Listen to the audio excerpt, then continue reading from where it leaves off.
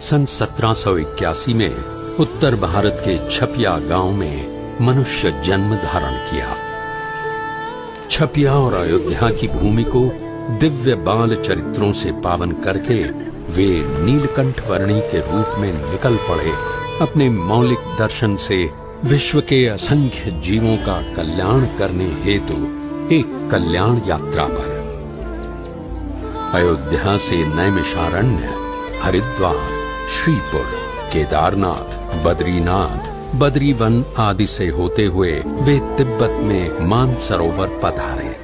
वहां से गंगोत्री, वंशीपुर आदि से आगे नेपाल में काली गंडकी नदी के किनारे आरोहण करते हुए मुक्तिनाथ जाकर उन्होंने तपश्चर्या की। मुक्तिनाथ से बुटोल नगर आदि स्थानों से होते हुए गोपाल योगी को आत्यंतिक मुक्ति का मार्ग दिखाकर नीलकंठ वर्णी वहां से पूर्व दिशा में आगे बढ़ चले पोखरा की ओर।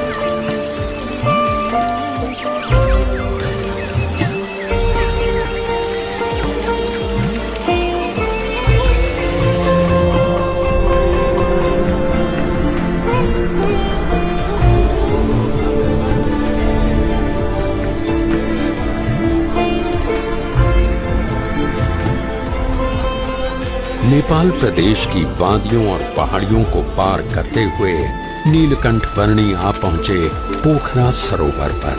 नर्तनु है नैया केवट हरि नाम, संतन संग प्रभु भजो मेरे परम धाम।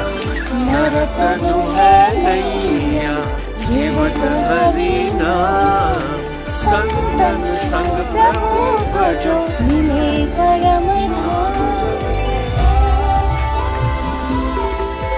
पोखरा की सेती गंगा नदी में स्नान कर उसे पावन करके नीलकंठ वर्णी आगे बढ़ चले। मध्य में सूर्य रहता है और उस सूर्य के चारों ओर अलग अलग ग्रह परिभ्रमण करते रहते हैं।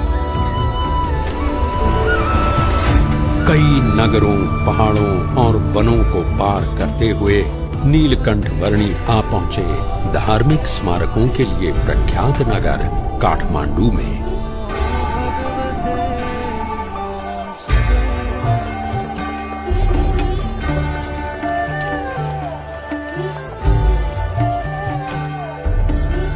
काठमांडू में नीलकंठ वर्णी ने पशुपतिनाथ मंदिर के दर्शन किए और वे बागमती नदी के घाट पर भी पधारे।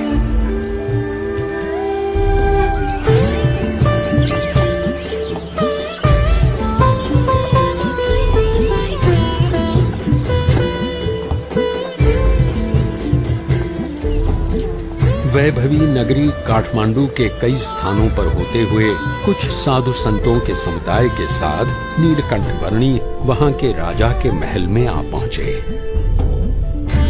यदि किसी को भी इस रोग और उसके निवारण की जानकारी हो तो वो बताएं और हमारे राजा जी का इलाज करें और उचित इनाम भी पाएं। बटुकवर्णी जी, आपके पास भी इस रोग का कोई इलाज हो तो अवश्य बताना। मेरे पास तो जन्म मरण के रोग का इलाज है।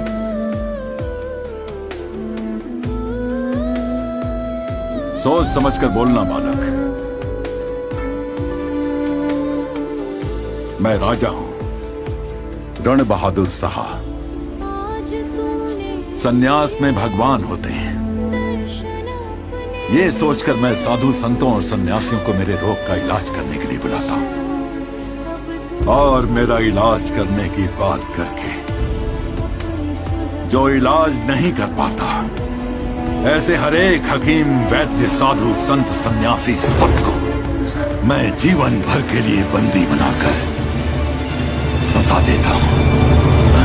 बादलों में गोते लगाऊं, सागर में उड़ता जाऊं, खुद को मैं रोक ना पाऊं, थाम लो जरा।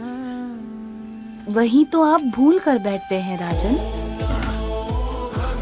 अपने कर्मों की सजा दूसरों को देकर इस जन्म में या पिछले जन्मों में आपने स्वयं जो बुरे कर्म किए हैं, उनके फलस्वरूप आपको ये रोग मिला हुआ है। ऐसी बातें मेरे मुंह पे कर रहे हो, तुम्हें डर नहीं लगता? सत्य बात को सुचारू रूप से कहने में डर कैसा राजन? अभी भी आप निर्दोष लोगों को दंड देकर अधिक बुरे कर्मों का संचय ही कर रहे हैं, जिनके फल भी आपको भुगतने पड़ेंगे।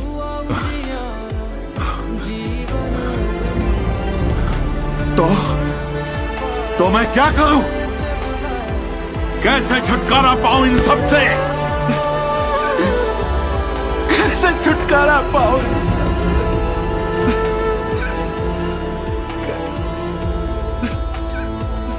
जो भी दुख आए उसे अपना प्रारब्ध और अपने कर्मों का फल समझकर और परमात्मा की इच्छा समझकर अपना लो। अपनी भूलों का पश्चाताप करके और परमात्मा को प्रार्थना करके प्रायश्चित करने से दुख का निवारण हो सकता है। परमात्मा को तो मैं नहीं जानता, पर मैं आपसे प्रार्थना करता हूं कि आप मुझे इन दुखों से उबार लो। आप जो कहेंगे वो मैं करूंगा।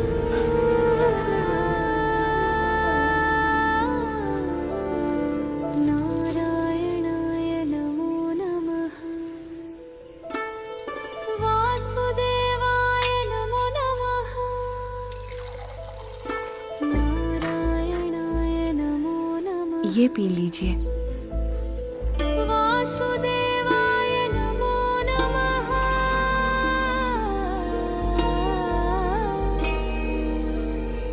नारायणाय नमो नमः, वासुदेवाय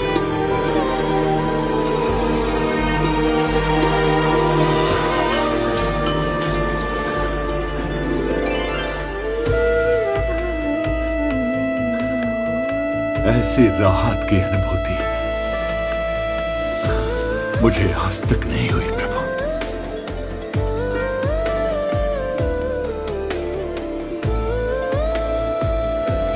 बताइए, मैं आपके लिए क्या कर सकता हूं? मुझे कुछ नहीं चाहिए, बस जिन निर्दोष लोगों को आपने बंदी बनाकर रखा हुआ है, उन सबको छोड़ दीजिए। जैसा आप कहें प्रभु। अब तुम ही चल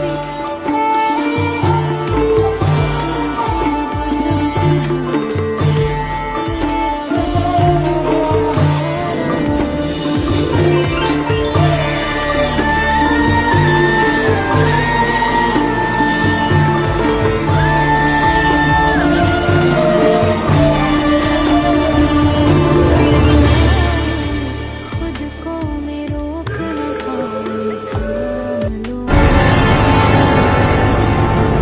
बच्चे, क्या सुख दुख की बातें बना रहा है तू? हाँ?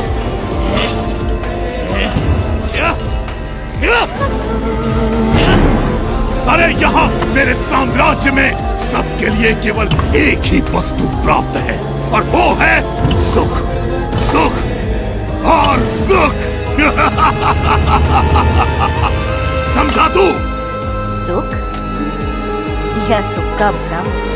सुख, केवल सुख, केवल सुख।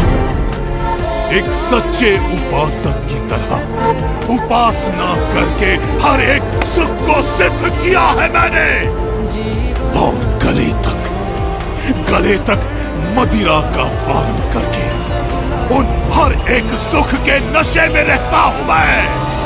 इसीलिए पी-बैक कहलाता हूं मैं। पी-बैक।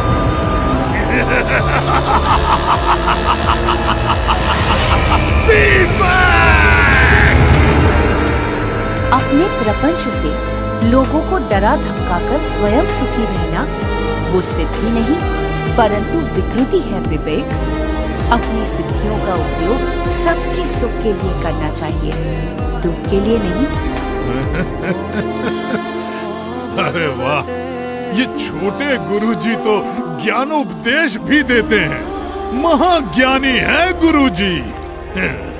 पर अभी गुरुजी को पता चल जाएगा कि मेरी शक्तियों के सामने उनका ज्ञान कैसे हवा में फुर्र हो जाता है।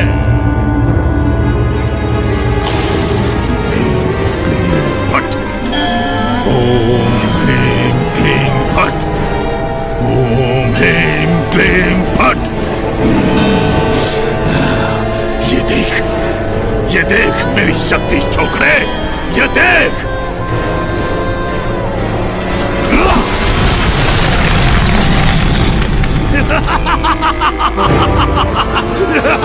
देखा?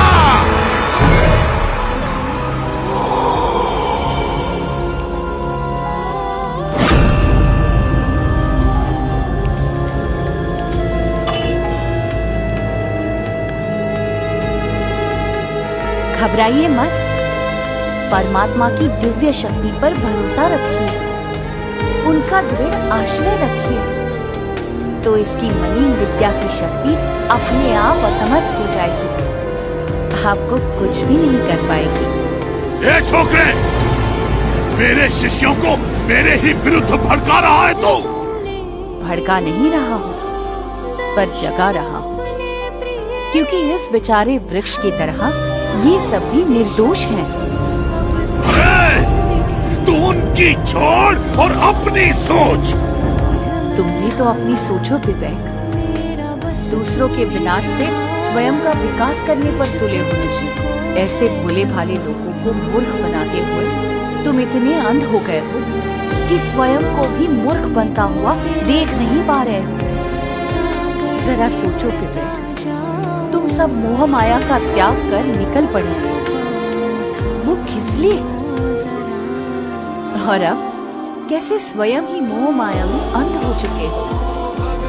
कुछ तो अंतर्दृष्टि करो विवेक।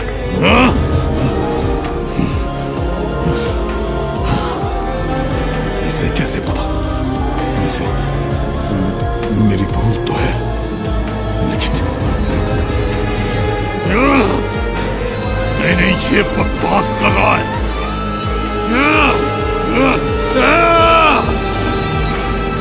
तू ऐसे नहीं समझेगा, अब तुझे मारना ही पड़ेगा।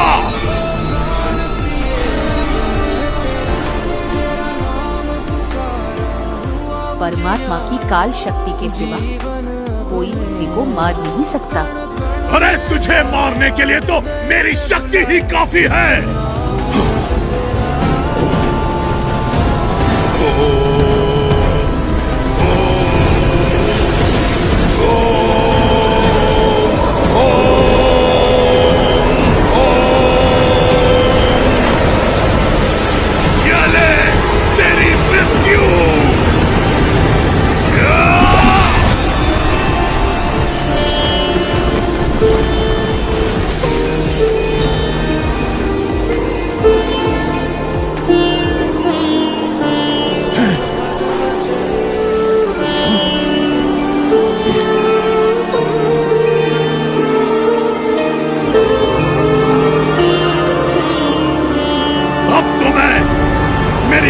शक्तियों का आह्वान करूंगा और तुझे मार के ही दम लूंगा।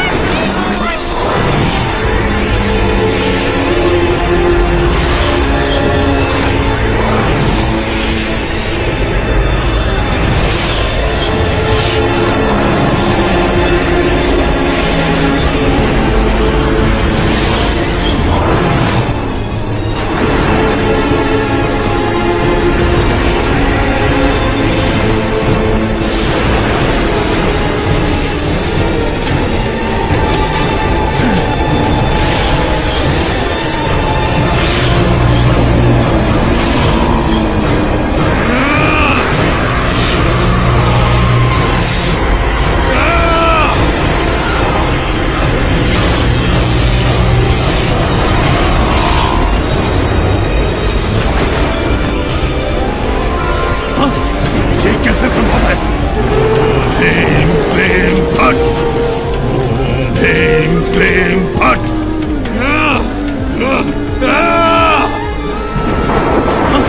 ये कैसे संभव है? ये क्या हो रहा है? मेरी शक्तियां काम क्यों नहीं कर रही हैं? अरे अगर यहां से नहीं हो रहा है तो वहां से मारो। अपनी सारी शक्ति लगा दो पर इसे खत्म कर दो।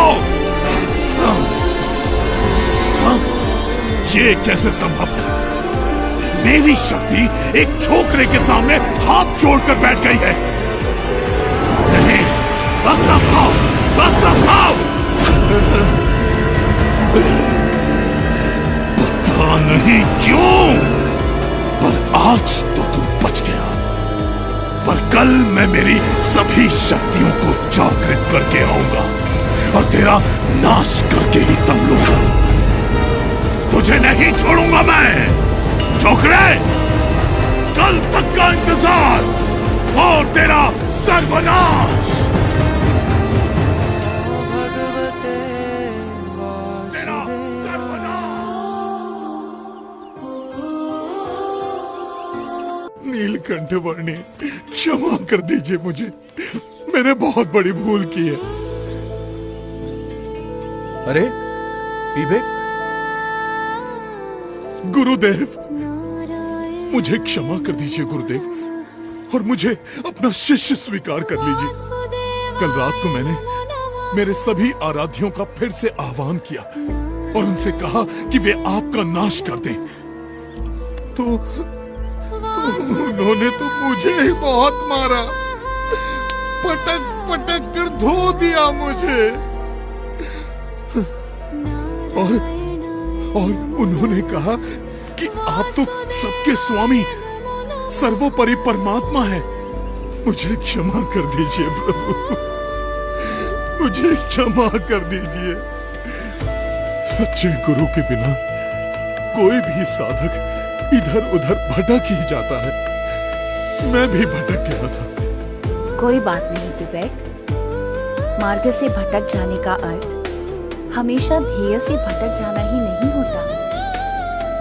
तुम्हारे पूर्व जन्मों की भूलों को तुम अज्ञान के कारण भूल गए हो, वैसे ही इस जन्म की भूलों को ज्ञान से भुला दो और अभी से एक अच्छे जीवन की शुरुआत कर दो। जी गुरुदेव, गुरुदेव, मैंने बहुत भूल की है। अब आप ही मेरा मार्गदर्शन कीजिए।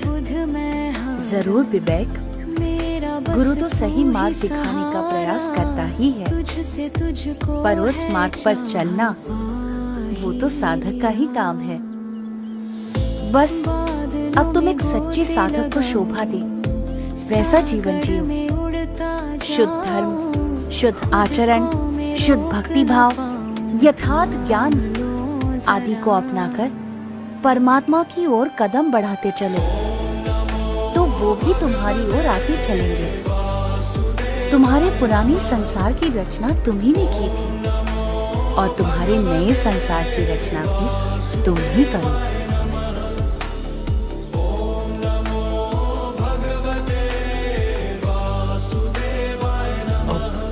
आप कहां चल दिए गुरुदेव? अब मुझे आपसे दूर नहीं होना है। जहाँ प्रेम है वहाँ दूरी कैसी? और भौतिक दूरी बढ़ने से हृदय की निकटता मिट थोड़ी न जाएगी। विवेक, गुरु की आज्ञा में रहना वो उनके साथ रहने के समान ही है। जी गुरुदेव, अब मेरा शेष जीवन आपकी आज्ञा के अनुसार ही बीतेगा। तो मैं सदैव तुम्हारे साथ रहूंगा। प्रणाम गुरुदेव।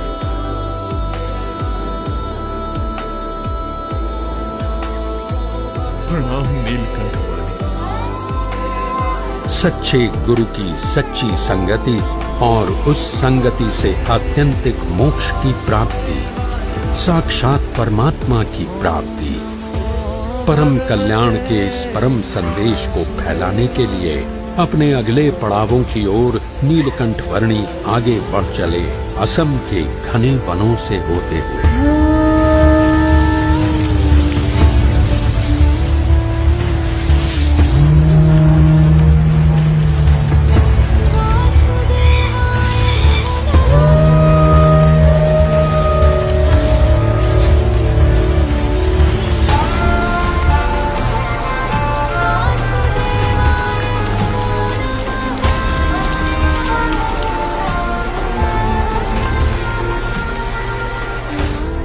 दक्षिणी असम के पर्वतीय प्रदेश को लांघते हुए चटगांव जिले के आसपास कहीं पर नीलकंठ वर्णी आ पहुंचे एक दैवी अप्रकट सी नौलखा पर्वत की साधना भूमि पर।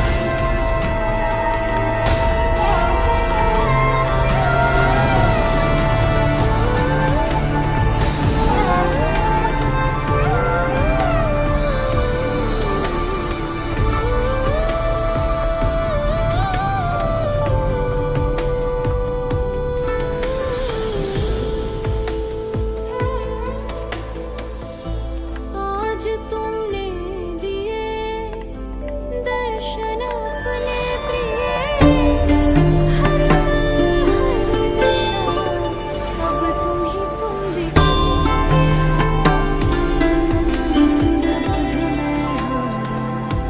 मेरा बस तू ही सहारा, तुझसे तुझको है जाना।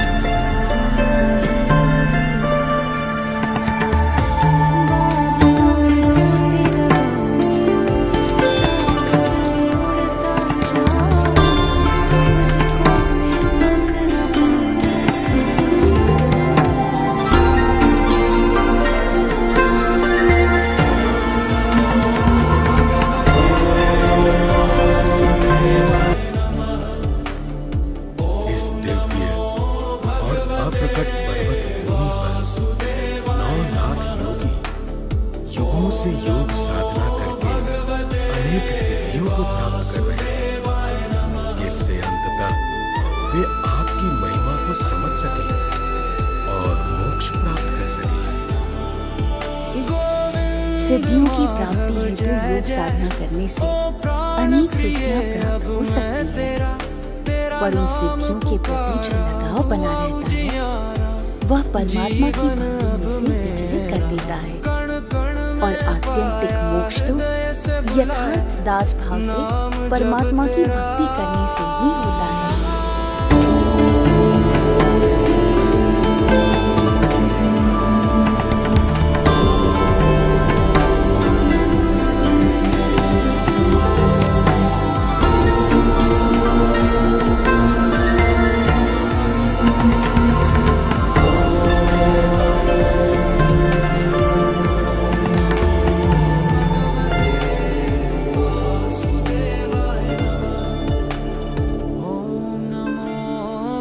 तीन दिनों के आपके प्रत्यक्ष योग से हमारा अज्ञान नाश हो रहा है।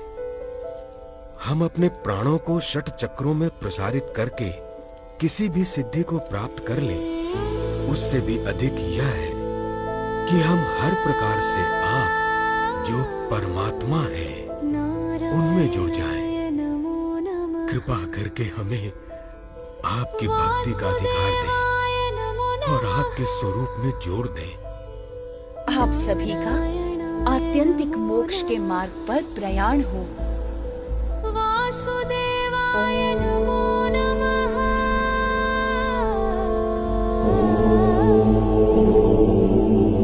नारायणाय नमो नमः। वासुदेवाय नमो नमः।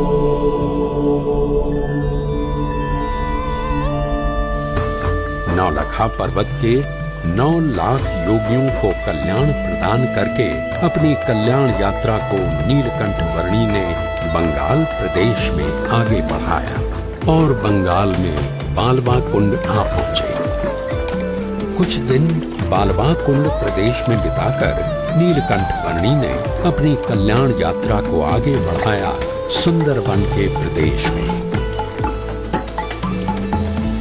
आज तुमने दिए दर्शन अपने प्रिय, हर पल हर दिशा अब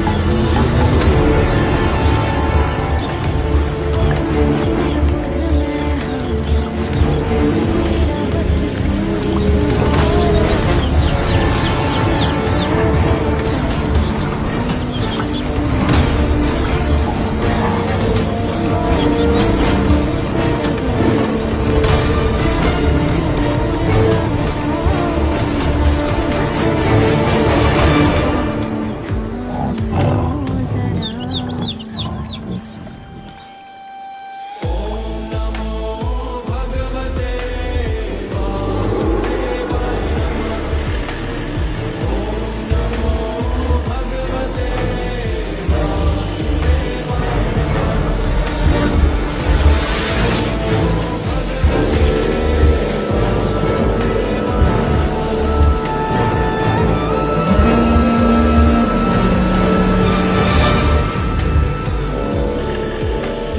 बंग देश को पार कर नीलकंठ वर्णी गौड़ देश में श्री चैतन्य महाप्रभु की जन्मभूमि नवद्वीप में आ पहुँचे।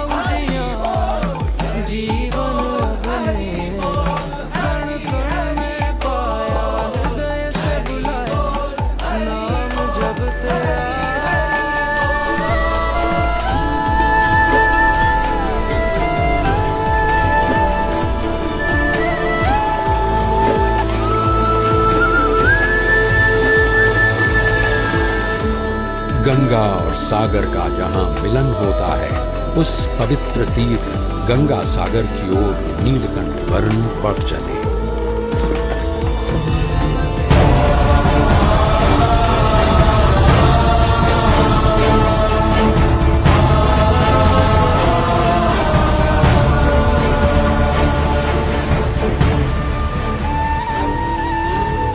नीलकंठ वर्णी सागर द्वीप में स्थित सुंदर वन में कपिल मुनि के आश्रम में आए।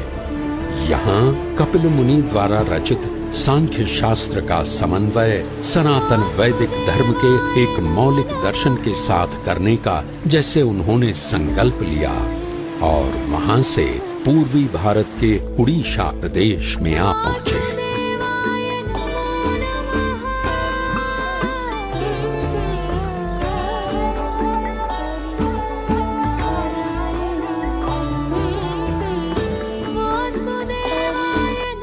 ये कमल ककड़ी लीजिए, ताजी हैं।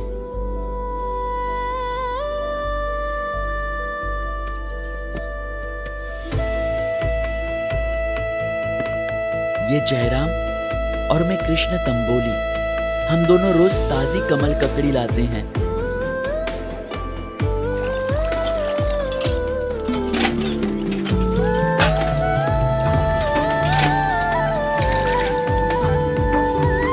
दैनिक दिनचर्या में व्यस्त रहते हुए भी प्रभु भक्ति में लीन रहा जा सकता है और ऐसे निरंतर भक्ति करने से बुद्धि शुद्ध होती है। कलौ कीर्तनात्, कलियुग में भजन भक्ति से भगवान का सानिध्य मिलता है।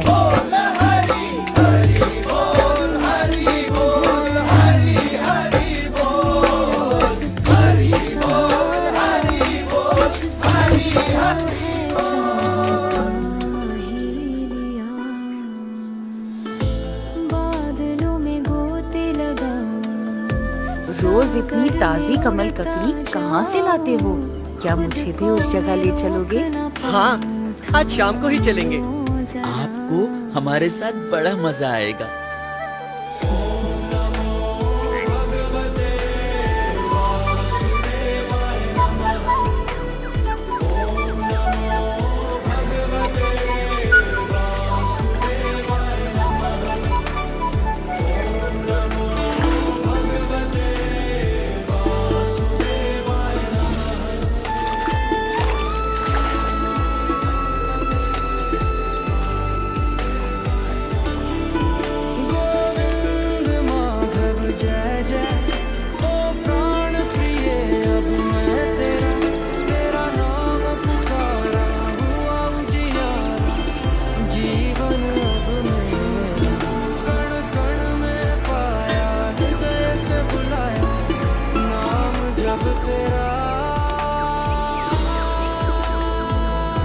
चलो नौका विहार करके उस किनारे तक जाकर वापस आ जाते हैं।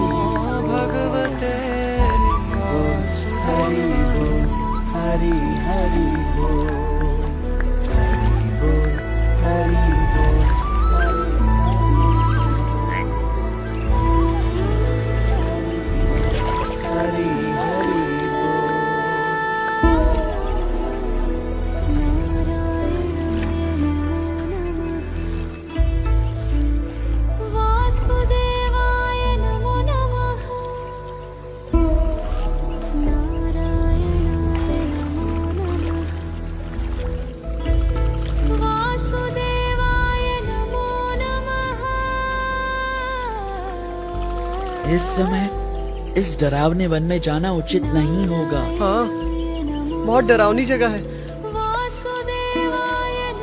डरो मत, मैं तुम्हारे साथ हूँ। चलो। ठीक है।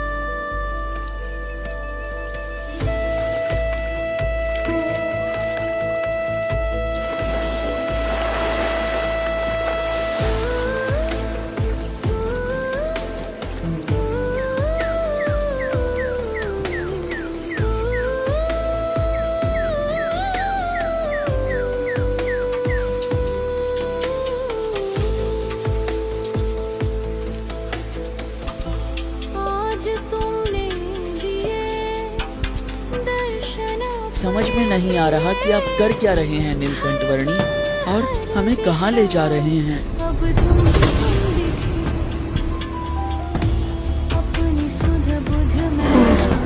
ये तो भालू की आवाज है। हे भगवान। डरो मत, मैं हूँ ना, चलते रहो। नीलकंठ, नीलकंठ वर्णी, ये भालू हमें मार डालेगा। नहीं, कुछ नहीं करेगा। शांत रहो, चिंता मत करो।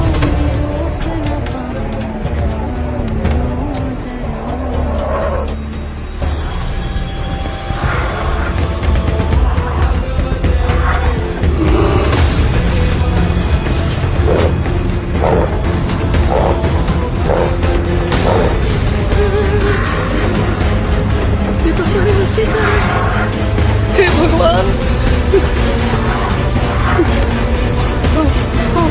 ये भालू हमें मार डालेगा।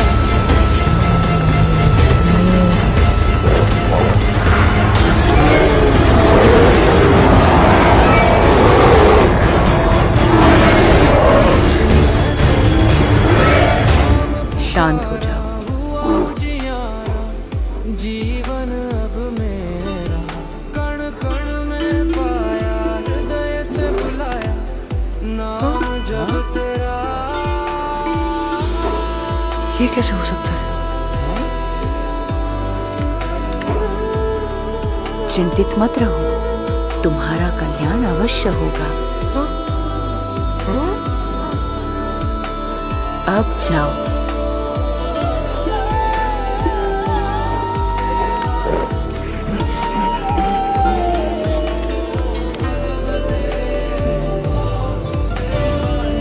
चलो, हो गया। अब वापस घर चलते हैं। हाँ, जल्दी चलो, जल्दी यहाँ से भाग निकलते हैं। जल्दी यहाँ से भाग निकलते हैं। हाँ? भागो भगवान, कहीं वो भालू वापस ना आ जाए।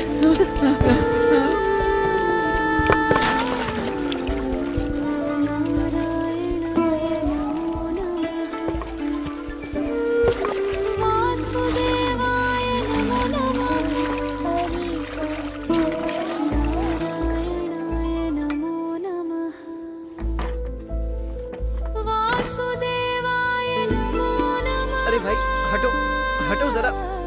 अरे नीलकंठ वर्णी, मुझे विश्वास था कि आप यहाँ जगन्नाथपुरी में मिल जाएंगे। उधर 2 पैसों के लोभ में मैं आपको खो बैठा। अब मैं आपसे नहीं बिछड़ूंगा।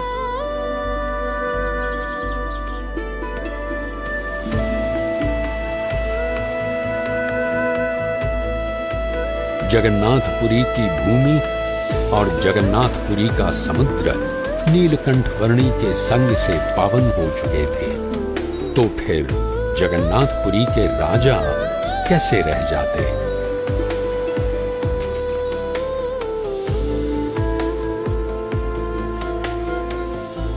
आज तुमने दिए दर्शन अपने प्रिय, हर पल हर दिशा। प्रणाम। प्रणाम। मैं जगन्नाथपुरी का राजा गजपति राजा दिव्य सिंह देव हूँ। जगन्नाथपुरी के मेरे साम्राज्य में आपकी दिव्य प्रतिभा के बारे में मैंने बहुत कुछ सुना। प्रणाम।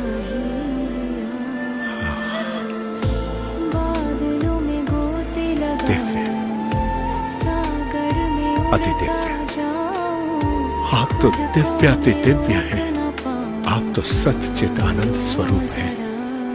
प्रभु, मेरी प्रार्थना है कि इस वर्ष के रथ यात्रा उत्सव में आपकी विशेष उपस्थिति हो, जिससे समग्र जगन्नाथपुरी के वासियों को आपके दर्शन का सौभाग्य मिले और रथ यात्रा उत्सव के पश्चात भी आप यहाँ जगन्नाथपुरी में ही बसे रहें।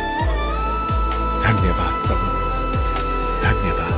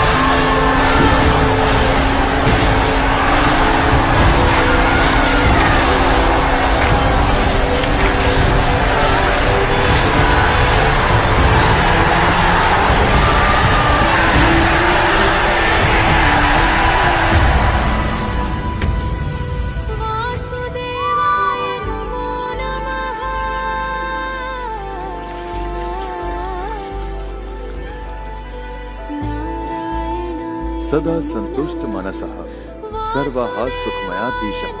यदि संतोष पूर्वक जीवन जिएंगे तो सुखी रहेंगे।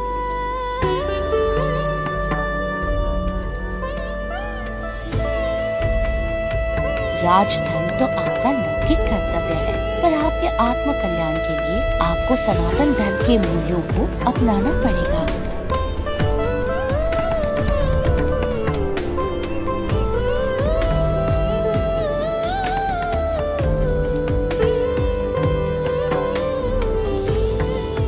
पिछले 10 महीनों में कई बार जगन्नाथ जी के दर्शन आपके साथ किए और आज वैसे दर्शन अंतिम बार किए। 10 महीनों में कभी आपका बहुमान हुआ तो कभी अतिशय अपमान हुआ, कभी आपको अच्छे व्यंजनों का भोजन मिला और कभी तो आप कई महीनों तक केवल वायु भक्षण कर रहे हैं।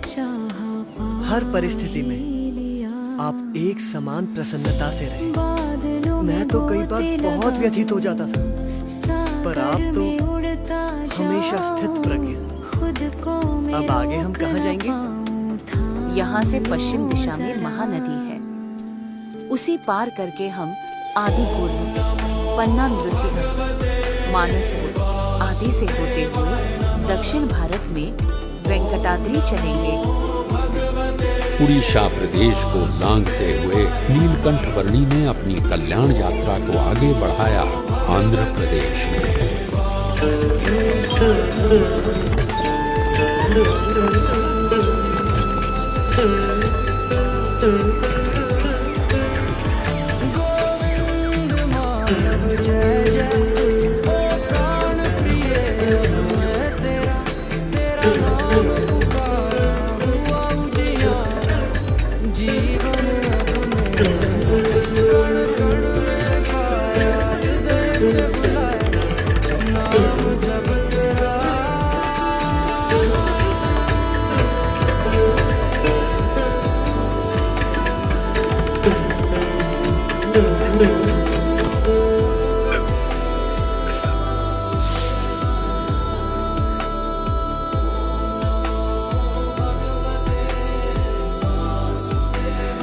मेरे माँ बाप की स्थिति अभी कैसी होगी? मेरा मन हमेशा उनकी चिंता में लगा रहता है। चलो चलो हम घर वापस चलते हैं।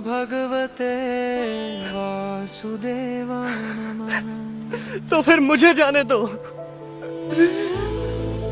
उनके देहांत तक मैं उनकी सेवा करूंगा और बाद में आपके पास आ जाऊंगा। कोई बात नहीं जयराम दास, तुम जा सकते हो। पर मुझे आपसे सन्मुख भी रहना है। उनके प्रति मेरा मोह मुझे आपसे दूर कर रहा है। मैं असफल हो रहा हूँ।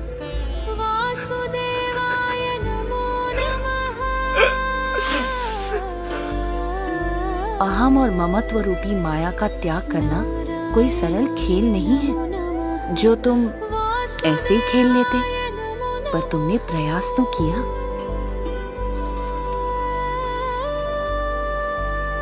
जी भैया। और हाँ, जब से तुम्हारे पिताजी ने तुम्हें मुझको सौंपा है, तब से तुम मेरे कहलाए हो। जी नीलकंठ। और जिसे एक बार मेरा संबंध हो जाता है और जो मेरा कहलाता है, उसे मैं छोड़ता नहीं हूँ और उसमें मैं दिल भर जितनी कसर भी रहने देता नहीं हूँ। तो चिंता मत करो। भविष्य में जब तुम्हें वैराग्य की वृत्ति जाग उठे, तब पश्चिम दिशा में गुजरात क्षेत्र में आकर मुझसे मिलना। मुझे तुम्हें साधु दीक्षा देकर तुमसे अच्छे कार्य करवाने हैं और तुम्हारा आत्यंतिक मोक्ष भी करना है।